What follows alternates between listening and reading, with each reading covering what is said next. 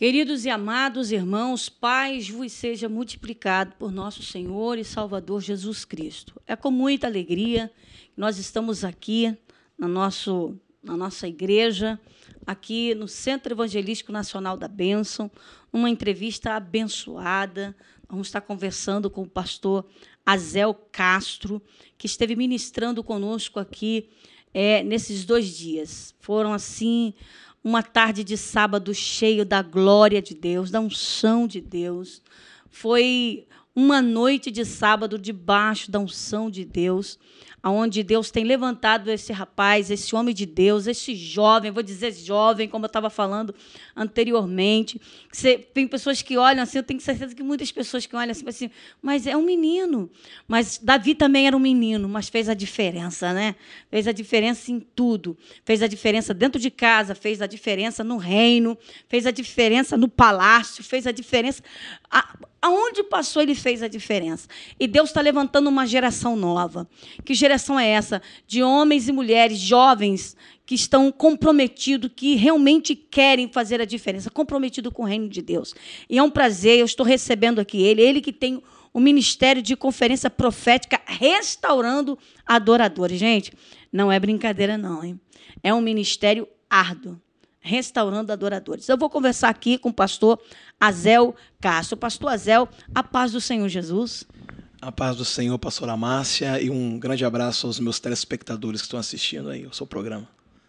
Pastor Azel, fala assim conosco assim, como foi o seu chamado para o ministério, né? Esse ministério profético, né? Porque nós aprendemos um pouquinho sobre ministério profético, sobre adoração, sobre louvor. Como foi esse chamado do pastor para esse ministério de conferências, de ensinamento, de louvor, de adoração?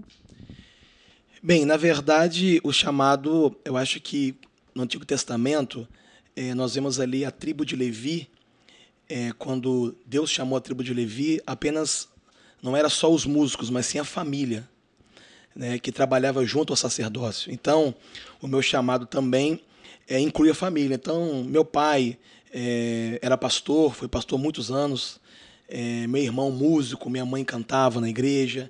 Então, toda a família era envolvida com música e eu não poderia ficar de fora, né? Então, aos 7 anos, desde os 7 anos, o meu pai, logo cedo, me iniciou na escola de música, comecei a estudar piano. E aí, com o tempo, com o crescimento musical, né, junto com a igreja, tocando na igreja, ajudando a igreja no louvor. No início, eu não ministrava ainda, né, era só apenas músico. E, graças a Deus, com as oportunidades que homens de Deus, pastores, foram dando para o nosso ministério, nós tivemos algumas oportunidades de estudar sobre adoração, de sermos formados por líderes sérios na área de louvor, que muitos nem são conhecidos, né? Mas que foram instrumentos de Deus na minha vida para nos ensinar, né? Então, o ministério começou na família e se estendeu hoje ao meu ministério. Então, iniciou na verdade, pelos meus pais, me incentivando na música, e com os pastores e igrejas que investiam na minha vida, que me enviavam para estudar em escolas, né, de adoração. E isso foi com que, com esses estudos, com essa dedicação ao Senhor, foi onde surgiu o Ministério Restaurando Adoradores, que tem o objetivo realmente de, como o próprio nome diz, restaurar a adoração que tem se perdido nos dias de hoje, né? Os pais da adoração vieram trazer os pilares para a igreja no início, né? E nós temos hoje, a juventude, nós temos um grande legado, nós temos uma grande responsabilidade de ter o mesmo peso dessa responsabilidade que os pais da adoração tiveram no início do que nós chamamos de louvor congregacional. Para sempre governará, teu reino não passará, ó Santo Deus, fico maravilhado, tu és muito mais do que que eu possa expressar. Ó Santo Deus, quebra o vaso de alabastro sobre o Deus que sabe me maravilhar. Quantos nessa noite estão dispostos a quebrar o seu vaso de alabastro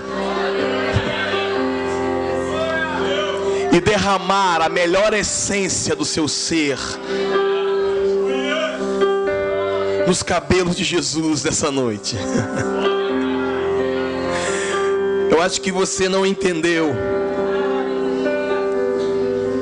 Eu perguntei, quantos aqui nessa noite estão dispostos a quebrar o seu vaso de alabastro para derramar a sua melhor essência nos cabelos de Jesus essa noite?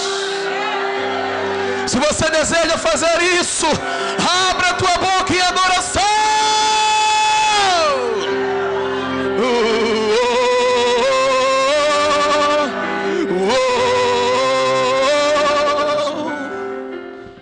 Pastor, o senhor falou dos pais da adoração, né? Com certeza, dentro desses grandes homens, né, de Deus, mulheres de Deus que veio de uma unção profética, de unção de adoração, teve alguém assim que marcou a tua vida, o teu ministério, teu chamado? Você sempre tem alguém que a gente fala assim, poxa, Deus vai me fazer, eu quero ser como esta pessoa, como esse homem, essa mulher. Sempre a gente, quando jovem, a gente tem algo que toca na gente, né? Que marca a nossa vida. Aconteceu isso contigo? Eu acho que todos nós, né, ministros de adoração, temos algum referencial, né? E eu não me considero diferente disso. Eu acho que um dos maiores referenciais da minha vida, eu me lembro quando eu comecei o ministério e numa cidade onde eu nasci, sou nascido de Santo Antônio de Pádua ali, e comecei ali a servir a igreja. E eu lembro que os louvores que eu vi, os ministros, né, na época, Azaf Borba, a Daniel de Souza, pastor Ademar de Campos, né, até o próprio Cláudio Claro, na época, que veio revolucionar muita coisa de celebração na igreja. E vários outros, Ronquenoli, na época, né, daqueles sing-out, do God's Able, que foram DVDs maravilhosos. Então, eu via e me espelhava nesses adoradores, e quando eu os via cantando, ministrando, eu queria também ser, não como eles, mas eu queria ter a experiência, eu queria fazer alguma coisa. Então eu olhava e aprendia, e foi muito bom, foi muito gostoso ter esses referenciais. Também o pastor Sóstenes Mendes, que é um grande homem de Deus, influenciou muito meu ministério no início. Eu através dos CDs, através do material que ele ensina sobre levitas, foi o meu início, né, com a questão da adoração. Então, esses homens, eu acho que Vencedores por Cristo, que foi o começo, o Grupo Logos, né, que hoje a juventude hoje rejeita, mas que são, na verdade, os pais da adoração, que trouxeram um contexto de louvor através da palavra, um louvor através do que a palavra diz, do contexto bíblico, que hoje tem faltado muito. Então, esses foram os homens que me inspiraram no meu tempo de adolescência, juventude, né, como eu considero jovem até hoje.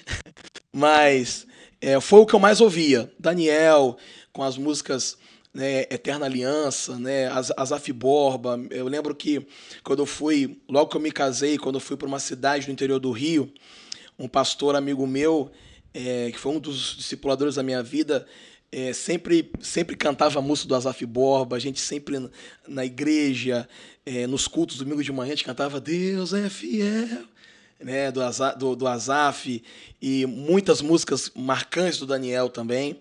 Então isso foi apenas ferramentas que Deus gerou na minha vida para eu encontrar a minha identidade, a identidade que Deus tinha para mim na adoração. Então foi realmente, eu agradeço a Deus pela vida desses homens de Deus, que realmente devem ser honrados pelos pais da adoração no nosso país. Eu quero ser em tua palavra, fiel ao teu chamar, fiel ao teu propósito, fiel em proclamar. Amém. E o pastor Aziel, ele ontem fez uma viagem lá atrás, né, que me fez até recordar, né? Vocês conhecem Osés de Paula, Sem Ovelha? Né? Eu falei assim, meu Deus, que maravilha, né? Ainda bem que não é só eu que estou lá, não. Recordo, né? Eram 100 ovelhas juntas no aprisco. Eram 100 ovelhas que amante cuidou. Porém, numa tarde, ao contá-las todas, lhe faltava uma, e triste chorou. São coisas que dá saudade, né, pastor Zé? Tem uma expressão que diz que tudo que é bom dá saudade, né? Então, na verdade, nos meus projetos que eu trabalho com louvor, tem uma matéria específica que eu falo sobre a história da música, né? Então, eu faço questão de trazer para o Ministério de Louvor como a música começou, como que esses ministros, né, para quem não sabe, o Vencedores por Cristo teve um papel muito importante no Rio de Janeiro, nos adoradores, porque quando os adoradores começaram a trazer a música para a igreja mais para o lado congregacional, colocar bateria, colocar guitarra, que muitas igrejas conservadoras na época achavam que era do diabo, ter bateria, ainda mais se um guitarrista naquela época tivesse uma guitarra vermelha, era do diabo, né? E o Jaime Kemp, que foi um dos fundadores dos Vencedores por Cristo, com muita unção e sabedoria, arrebanhou esses ministros, né? E formou uma escola de adoração, e ali começou a ensinar. E Maranatha Music também, que veio gravar, né, essa turma que foi expulsa das igrejas conservadoras naquela época, mas que foi fundamental para o início daquilo que Deus queria fazer no Brasil, né, através da adoração. Então, lembrá-los e honrá-los, não só eles como Koinonia, Bené Gomes, Aristeu Pires e grandes homens, João Alexandre, grandes homens de Deus na adoração, Silvério Pérez também, Ludmila Febre, que hoje muita gente conhece a Ludmila Febre, mas a Ludmila Febre começou no Koinonia também, né, Kleber Lucas, enfim, tantos adoradores que foram usados por Deus, têm sido usados até hoje, né? E honrá-los significa você realmente estar de acordo, estar crendo naquilo que eles foram usados por Deus para realizar, né? Então, hoje, a igreja brasileira deve honra a eles, né? Primeiro a Deus, claro, mas depois a eles, porque foram os primeiros. Esses dias eu estava vendo o último DVD do Azaf Borba, né? Mais de 30 anos de ministério, né? E o que eu fico muito preocupado é que essa geração nova está se esquecendo desses pais de adoração, que são fundamentais para aquilo que nós chamamos de avivamento, louvor congregacional na igreja, que precisa voltar. Realmente nós cantamos as canções que estão baseadas na palavra, canções que vão realmente gerar transformação na vida do povo.